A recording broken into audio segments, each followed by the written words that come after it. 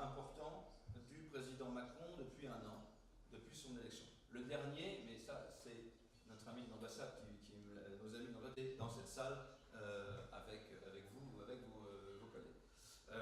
Mais il y a eu avant cela une série de discours qui ont permis un petit peu mieux de comprendre ce que pourrait être la politique étrangère, où il a beaucoup insisté sur le multilatéralisme.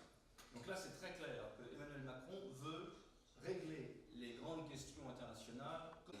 D'affrontements très durs entre lui et le président Trump, c'était sur le climat.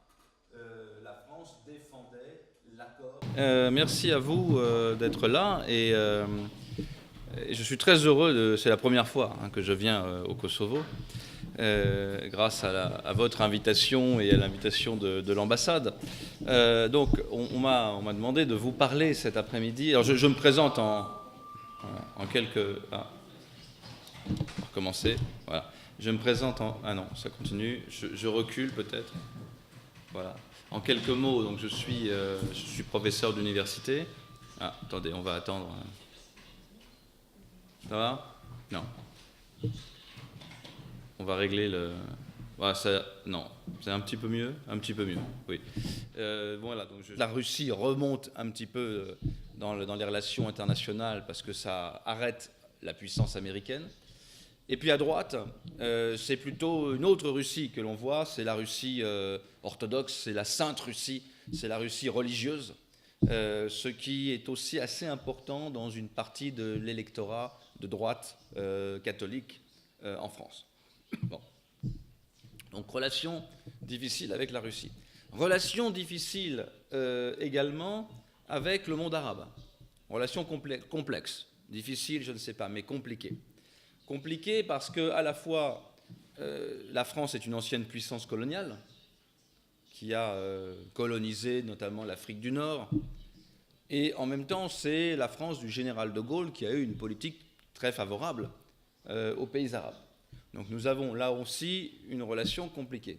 Voilà, ça, si vous voulez, je vous raconte ça juste pour vous expliquer qu'en France, dans le contexte politique où il a été élu, parce que ça n'était pas gagné. Et puis, troisième point, une puissance humaniste. Alors, humaniste, on ne sait pas encore tout à fait ce que ça veut dire, mais ça veut dire qu'ils sont en train de travailler autour de ce concept aujourd'hui dans les équipes diplomatiques d'Emmanuel Macron, ça veut dire quand même une solidarité avec la souffrance humaine dans le monde.